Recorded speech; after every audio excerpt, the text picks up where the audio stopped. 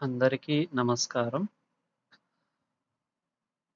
ఈ ACLP action annual credit livelihood plan వార్షిక credit మరియు జీవనోపాధి ప్రణాళిక గురించి మరలా కొన్ని సందేశాలు, కొన్ని సూచనలు మీకు మరలా తెలియజేయడం కొరకు మరలా నేను ఈ వీడియోని మీ ముందుకు తీసుకురావటం జరిగింది. ముందుగా సీఆర్‌పీ లాగిన్ చేసిన తరువాత వార్షిక క్రెడిట్ మరియు జీవనోపాధి ప్రణాళిక డాష్‌బోర్డ్‌ని ఎంచుకొని సభ్యురాలు ఆ యొక్క స్వయం సహాయక సభ్యుల గురించి మరలా ఇందులో కొన్ని మీకు తెలియపరచటం కోసం ఈ వీడియోని మీ ముందుకు తీసుకురావటం జరిగింది.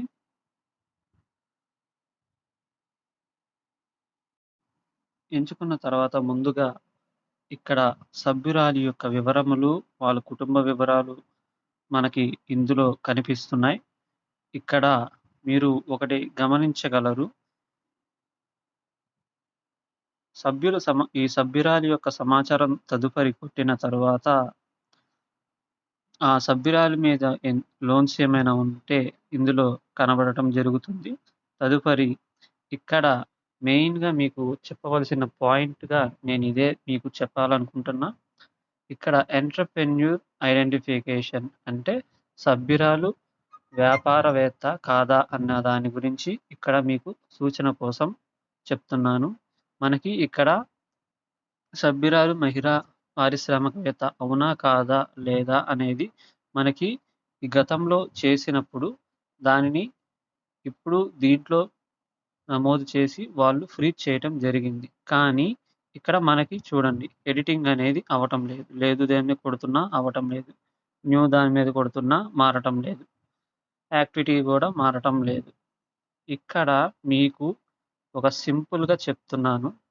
మళ్ళీ వెనక్కి మునుపటికి మళ్ళీ ఎళ్లి ఇక్కడ సభ్యురాలి డేటా కాడ ఫ్యామిలీ మెంబర్ సెల్ఫ్ అంటే ఆ సభ్యురాలి కాడ ఇక్కడ పెన్సిల్ గుర్తు ఎడిట్ చేసి విద్యా అర్హత వాళ్ళు ఏం చదువుకున్నారో పెట్టి కార్యక్రమము ఎంచుకొని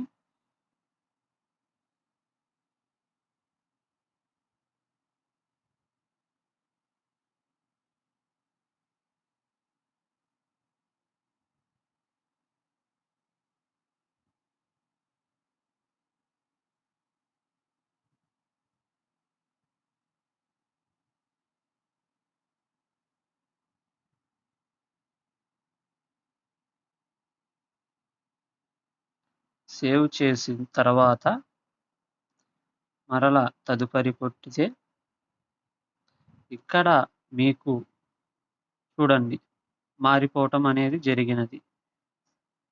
ఇందాక చూపించినట్టు మీకు అవును ఎగ్జిస్టింగ్ అనేది ఫ్రీజ్ అయింది. కదలలేదు. ఇప్పుడు చూడండి మనం అక్కడ మార్చిన తర్వాత ఈ సభ్యురాలు మహిళా వ్యాపారవేత్త అవునా? కాదా? అనేది ఇప్పుడు మారటం జరిగింది. గమనించండి. ఇది మీరు ప్రత్యేకంగా సీఆర్‌పీ డేటాలో చేసేటప్పుడు ముఖ్యంగా దీనిని గమనించి చేయండి. ఈమె మహిళా వ్యాపారవేత్త కాదు కాబట్టి లేదు అని పెట్టి మళ్ళీ తదుపరి కొట్టి ఈ ఆర్థిక సంవత్సరంలో ఈ సభ్యురాలికి లోన్ అవసరమా? లేదా? అనేది మరలా ఇక్కడ ఎంచుకోవచ్చు. ఇక్కడ మళ్ళీ గమనించండి. నేను మరలా మీకు చెప్పటం జరుగుతుంది. చూడండి. మూడో ఆప్షన్ వ్యాపారవేత్త. సభ్యురాలు మహిళా పారిశ్రామికవేత్త అవునా? కాదా?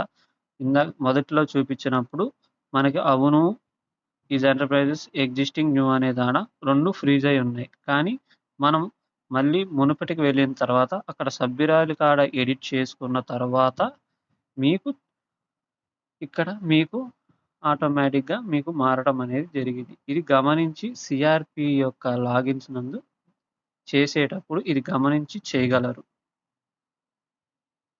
ఈమె సభ్యురాలు పారిశ్రామికవేత్త కాదు, లేదు అని కొట్టి తదుపరి ఈ ఆర్థిక సంవత్సరంలో ఈ లోన్ అవసరమా? అనే దాని మీద క్లిక్ చేసుకొని మళ్ళీ ఇక్కడ ఎంచుకోండి.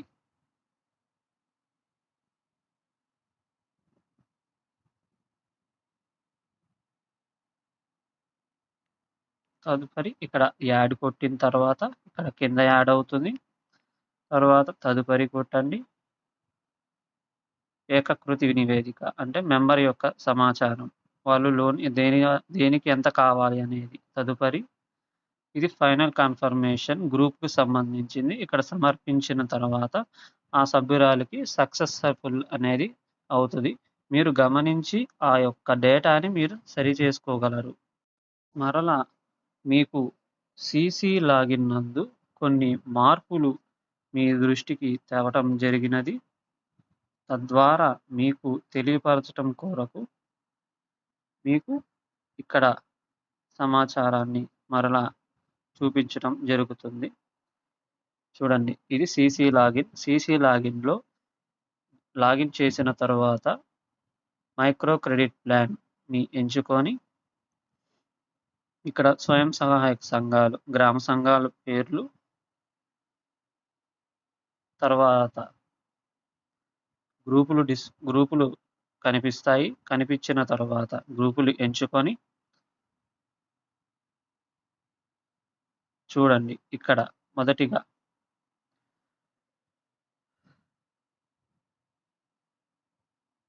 ఈ గ్రూప్ యొక్క పొదుపు నిల్వలు ఇక్కడ కనబడుతున్నాయి. మరలా మీరు బ్యాంక్ వారిని సంప్రదించి ఆ గ్రూప్ యొక్క పొదుపుని మరలా మీరు ఎంచుకొని తెలుసుకున్న తర్వాత మళ్ళీ ఇక్కడ నమోదు చేయగలరు.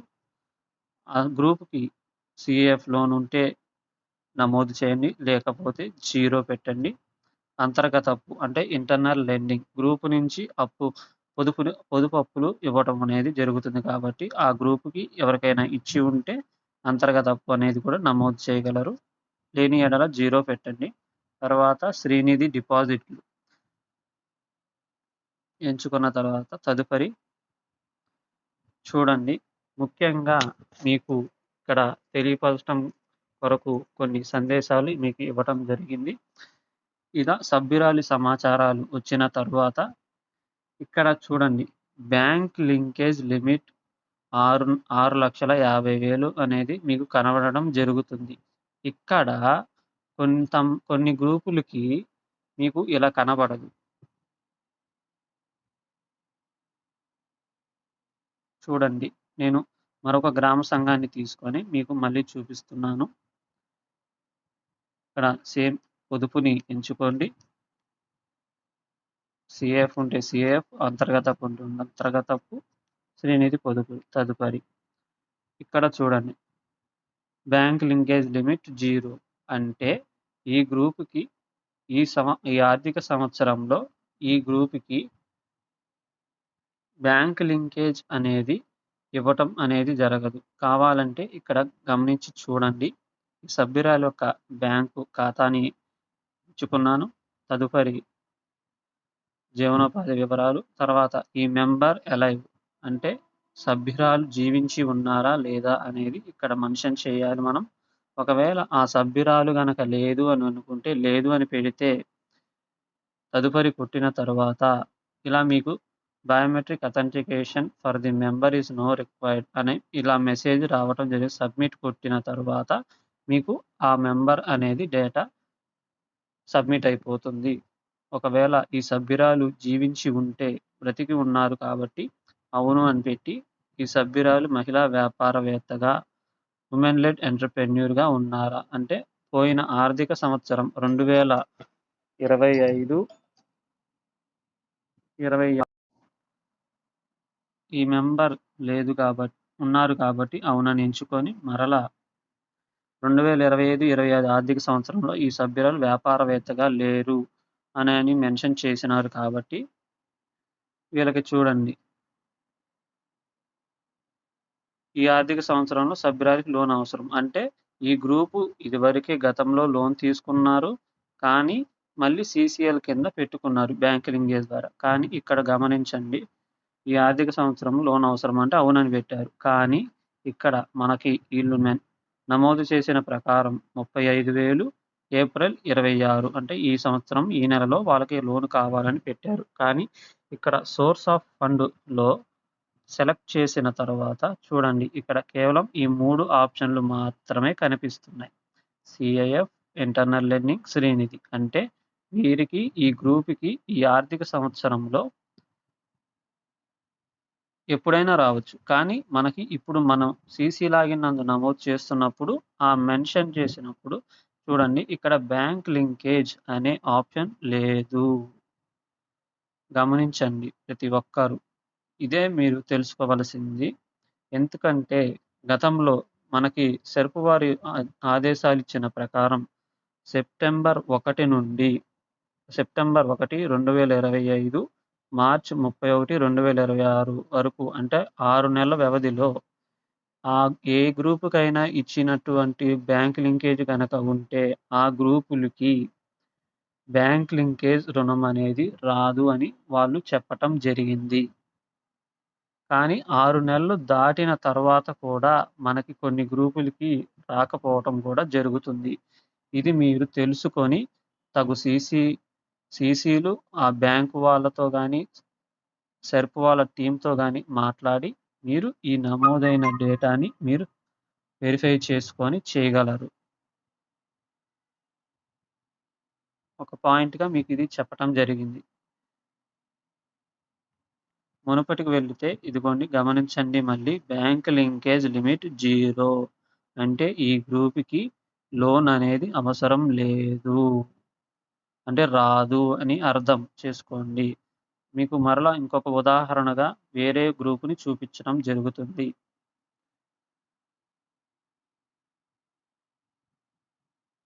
చూడండి మళ్ళీ వేరే గ్రూప్‌ని ఎంచుకోవటం జరుగుతుంది.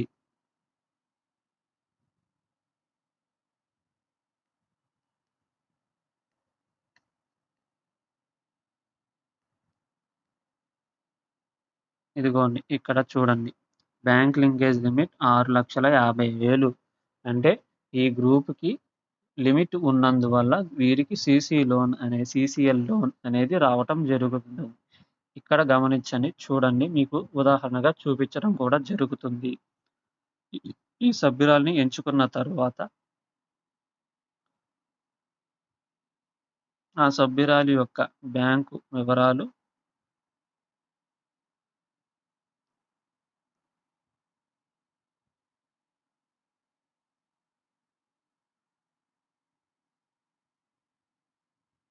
క్షమించండి. వేరే గ్రూపు మీకు చూపించటం జరుగుతుంది.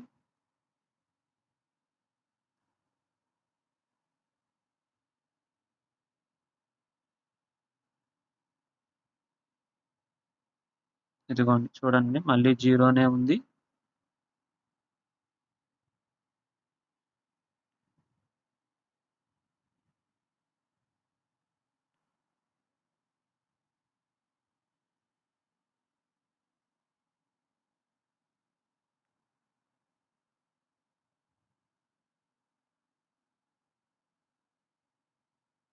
ఇదిగోండి 6.5 లక్ష మళ్ళీ కనిపించటం జరుగుతుంది. ఇదిగోండి సభ్యురాలి సమాచారం, సభ్యురాలి బ్యాంకు వివరములు ఇక్కడ కనిపించటం జరుగుతుంది. తదుపరి ఇదిగోండి ఈ మెంబర్ అలైవ్ అంటే ఉన్నారా? అవును, లేదు. అవునని ఇందాక చెప్పినట్టు ఆ సభ్యురాలు గనక గ్రూప్‌లో తొలగిపోవటం గానీ, చనిపోవటం గానీ గనక జరిగితే లేదు అని పెట్టుకొని ఆ సభ్యురాలిని సబ్మిట్ చేయగలరు. లేదు ఆ సభ్యురాలు ఉన్నారు అంటే అవును అని పెట్టండి. ఇదిగోండి ఈ సభ్యురాలు మహిళా వ్యాపారవేత్తగా ఉమెన్ లెడ్ ఎంటర్‌ప్రెన్యూర్ ఉన్నారా? అంటే గతంలో 2025, 26 సంవత్సరంలో ఆమె వ్యాపారవేత్తగా ఉన్నారా? లేదా? అనేది ఇక్కడ నమోదు వస్తుంది. చూడండి ఇక్కడ అవునని పెట్టినప్పుడు ఇక్కడ చూడండి మారిపోతుంది.